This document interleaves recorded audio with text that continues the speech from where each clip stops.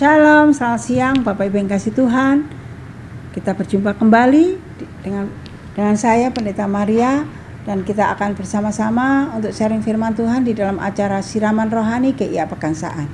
Mari sebelum kita belajar firman Tuhan, kita berdoa terlebih dahulu. Bapa yang baik, kami mengucap syukur kepadamu Tuhan, Engkau sudah menyertai dalam hidup kami, dan saat ini kami punya waktu sejenak untuk kami boleh merenungkan firman Tuhan. Bila Tuhan Yesus yang menolong kami. Terima kasih Tuhan. Berkati setiap kami yang mendengarkan firman Tuhan ini, dan tolong hamba yang lemah untuk dapat menyampaikan kebenaran firman Tuhan ini. Tolong Bapa. Terima kasih Tuhan. Dalam nama Yesus kami bersyukur dan kami berdoa. Amin. Mari kita bersama-sama membuka Alkitab kita di dalam 1 Korintus pasal yang ke-13 ayat 1 sampai ayat yang ke-10. Tetapi saya akan membacakan satu ayat saja untuk Bapak Ibu sekalian di dalam ayat yang pertama. 1 Korintus pasal 13. Hari ini saya mengajak Bapak Ibu berbicara tentang kasih sebagai dasar hidup orang percaya. Iya, di dalam 1 Korintus pasal 13 ayat 1 sampai ayat yang ke-13. Ayat 10, ayat 1 sampai ayat yang ke-10, tetapi saya membacakan satu ayat saja, yaitu di dalam pasal yang ke-13 ayat 1 dikatakan demikian. Sekalipun aku dapat berkata-kata dengan semua bahasa manusia dan bahasa malaikat, tetapi jika aku tidak mempunyai kasih, aku sama dengan gong yang berkumandang dan canang yang gemerincing. Amin. Nah, Bapak Ibu yang kasih Tuhan, ada dua ajaran Kristus yang bersifat luhur dan agung, yaitu mengasihi dan memuridkan, yang disebut dengan amanat agung. Nah, kedua ajaran tersebut Bapak Ibu yang kasih Tuhan bersifat imperatif atas suatu perintah yang wajib dilakukan oleh semua orang percaya kepada Kristus tanpa terkecuali. Bukan bersifat alternatif atau suka-suka atau pilih yang didasarkan pada kesenangan hati, tetapi ini adalah wajib hukumnya. Nah, Bapak Ibu yang kasih Tuhan, kalau kita melihat di dalam 1 Korintus yang kita baca tadi, kasih itu sungguh luar biasa. Kasih itu sangat-sangat penting dalam kehidupan orang percaya. Kenapa dikatakan sekalipun aku dapat berkata-kata dengan semua bahasa manusia dan bahasa malaikat. Ini sungguh luar biasa, bahasa manusia dan bahasa malaikat. Begitu luar biasanya semua bahasa manusia. Orang bisa berbahasa tiga bahasa atau 4 bahasa aja sudah dikatakan hebat. Nah, ini firman Tuhan mengatakan sekalipun aku dapat berkata-kata dengan semua bahasa manusia dan bahasa malaikat, tetapi jika aku tidak mempunyai kasih, aku sama sekali dengan gong yang berkumandang dan canang yang gemerincing. Jadi Bapak Ibu yang kasih Tuhan, betapa berarti dan betapa pentingnya kasih itu. Rasul Paulus sangat menegaskan sekali di dalam 1 Korintus pasal 13 ini, bahwa kasih itu sangat penting. Nah, kasih yang bagaimana yang sangat penting? Kasih yang bisa dipraktekkan kepada semua orang, yang kasih tidak tanpa pamrih, kasih yang tidak menuntut, oh kalau aku mengasihi kamu, kamu harus mengasihi aku juga, atau membalas dengan demikian. Enggak, Bapak Ibu yang kasih Tuhan. Orang dituntut untuk hidup dengan hukum kasih. Orang yang percaya kepada Kristus itu dituntut untuk hidup dengan hukum kasih, bukan hukum rimba. Bukan hukum yang balas dendam, tidak. Karena apa dituntut dengan hukum kasih? Karena Tuhan yang kita sembah di dalam Yesus Kristus adalah Tuhan yang penuh kasih. Dia adalah Allah yang sangat kasih dan tidak pernah membalas kejahatan kita. Tetapi dia tetap berbuat kasih kepada kita walaupun kita berbuat dosa. Tetapi dia tetap berbuat kasih kepada kita, mengampuni segala dosa kita. Bapak Ibu yang kasih Tuhan, kalau Tuhan Yesus tidak punya kasih, Bapak kita tidak punya kasih, kita udah hukuman kita ini adalah maut. Kenapa? Karena kita ini adalah orang yang berdosa. Berarti kita tidak akan diampuni dosa kita. Tetapi Allah yang kita sembah di dalam Yesus Kristus adalah Allah yang penuh kasih. Makanya Bapak Ibu yang kasih Tuhan, setiap orang yang percaya kepadanya harus punya kasih seperti Bapa kita. Nah, mari Bapak Ibu yang kasih Tuhan, kita melihat kembali firman Tuhan ini. Di dalam ayat yang kedua mengatakan, sekalipun aku dapat berkata-kata dengan semua bahasa manusia dan bahasa malaikat, sekalipun aku mempunyai karunia untuk bernubuat dan aku mengetahui segala rahasia dan memiliki seluruh pengetahuan dan sekalipun aku memiliki iman yang sempurna untuk memindahkan gunung, dan sekalipun aku berbagi-bagi segala sesuatu yang ada padaku, bahkan menyerahkan tubuhku untuk dibakar. Nah, ini menunjukkan bahwa kasih memiliki peranan penting dalam kehidupan, dalam segala aspek kehidupan kita di dalam mengikut Kristus. Jadi Bapak Ibu yang kasih Tuhan, apapun yang kita lakukan dalam kehidupan kita di dalam dunia ini, dengan berbagai macam yang luar biasa hebatnya, tetapi jika tidak punya kasih tidak ada gunanya. Kalau kita melihat, coba kita lihat lagi di dalam ayat yang kedua sampai ayat ketiga. Sekalipun aku mempunyai karunia untuk bernubuat, dan aku mengetahui segala rahasia dan memiliki seluruh pengetahuan, dan sekalipun aku memiliki iman yang sempurna untuk memindahkan gunung, tetapi jika aku tidak mempunyai kasih, aku sama sekali tidak berguna. Jadi semuanya itu tidak ada artinya, Bapak Ibu. Sekalipun kita mempunyai iman untuk memindahkan gunung, dan sekalipun kita membagi-bagikan seluruh harta kita yang ada dalam hidup kita dan menyerahkan tubuh kita untuk dibakar, tetapi Bapak Ibu ngasih Tuhan, kalau engkau tidak punya kasih, semuanya itu tidak ada gunanya, tidak ada faedahnya. Nah, ini hal yang ditekankan oleh Rasul Paulus.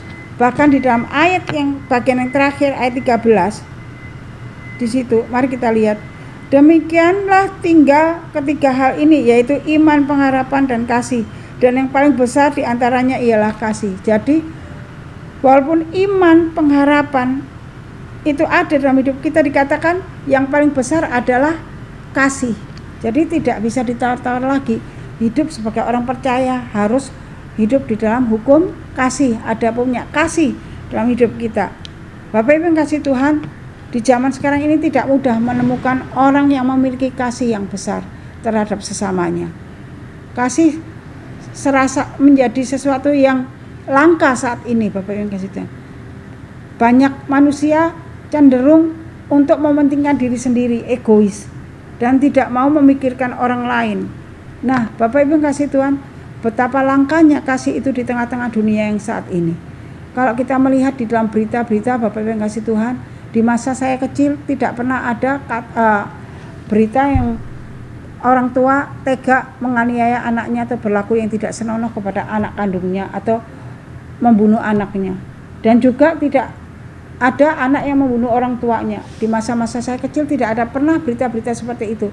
Tetapi saat ini Bapak Ibu yang kasih Tuhan, di umur saya yang sudah 50 ini, saya sering mendengar hal-hal yang sangat menyedihkan, sangat-sangat memprihatinkan.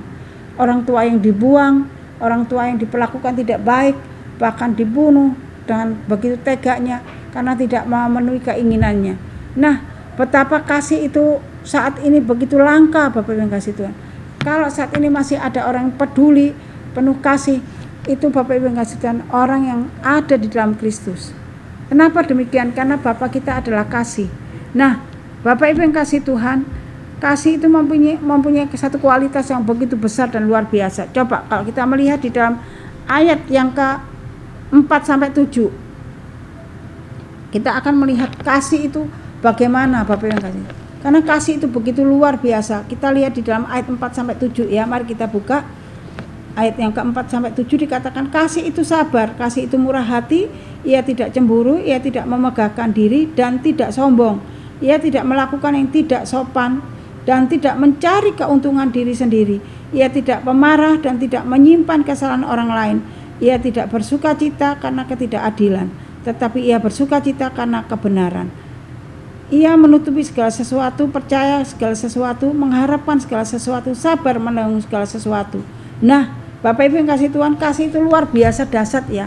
Yang pertama, dia itu sabar, murah hati, tidak cemburu, dan tidak memegahkan diri. Orang yang mempunyai kasih itu punya kesabaran, Bapak Ibu. Melihat orang yang begitu marah-marah, ngamuk-ngamuk atau bagaimana begitu hebatnya, tetapi kalau ada kasih di dalam orang itu tidak akan terpancing dan orang itu tidak akan ikut emosi. Tetapi kasih itu akan menguasai dirinya, mengendalikan dirinya dalam menghadapi segala sesuatu. Ada satu kesabaran luar biasa di dalam kasih itu, ada kesabaran, ada murah hati dan tidak cemburu. Bahkan dikatakan tidak memegahkan diri dan tidak sombong dan tidak melakukan yang tidak sopan. Luar biasa kan kasih itu. Terus dikatakan lagi tidak mencari keuntungan sendiri. Ia tidak pemarah dan tidak menyimpan kesalahan orang lain. Seringkali orang menyimpan kesalahan orang lain atau menyimpan dendam kepada satu dengan yang lain. Bapak Ibu yang kasih Tuhan, sangat mengerikan akhir-akhir ini. Banyak orang cenderung memiliki hidup seperti itu. Kenapa? Karena kasih Kristus tidak menguasai dirinya. Bahkan banyak di antara orang-orang Kristen, orang-orang yang percaya kepada Tuhan, memiliki hati yang penuh amarah, memiliki hati yang tidak punya kasih. Jangankan orang Kristen, orang yang hanya sebagai seorang yang pengikut Kristus, orang percaya jemaat saja. Hamba-hamba Tuhan banyak yang seperti itu. Kalau ngomong sembarangan, kalau sudah terpancing emosi, ngomongnya sembarangan dan tidak menjadi berkat. Dan bahkan melukai orang lain, melukai jemaatnya. Nah, Bapak Ibu yang kasih Tuhan, kasih itu sangat penting dalam kehidupan orang yang percaya kepada Kristus. Kasih itu penting dalam kehidupan seseorang. Tanpa kasih engkau tidak punya kekuatan. Kenapa? Karena apapun yang ada dalam dirimu, kalau engkau tidak punya kasih, firman Tuhan sudah menjelaskan tidak ada gunanya. Bapak Ibu yang kasih Tuhan, mari kita miliki kasih di dalam Kristus. Karena dalam ayat yang ke-7, kasih itu menutupi segala sesuatu, percaya segala sesuatu, mengharapkan segala sesuatu, dan dikatakan sabar menanggung segala sesuatu. Jadi dengan adanya kasih tidak akan terjadi sesuatu masalah, tidak akan terjadi satu percekcokan dan pertengkaran. Oleh sebab itu Bapak Ibu yang kasih Tuhan, hari ini saya dan Bapak Ibu sekalian, mari kita melihat akan kasih Kristus yang sudah ada dalam diri kita, dan biarlah itu menjadi kekuatan buat kita. Saya akan menutup di dalam satu ayat yang terambil di dalam Matius pasal 24 ayat 12. Kita buka dalam Matius 24 ayat 12, mengatakan demikian.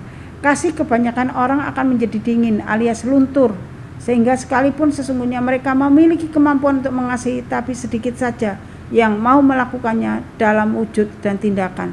Nah, Bapak Ibu yang kasih Tuhan, kasih kebanyakan orang saat ini itu akan menjadi dingin.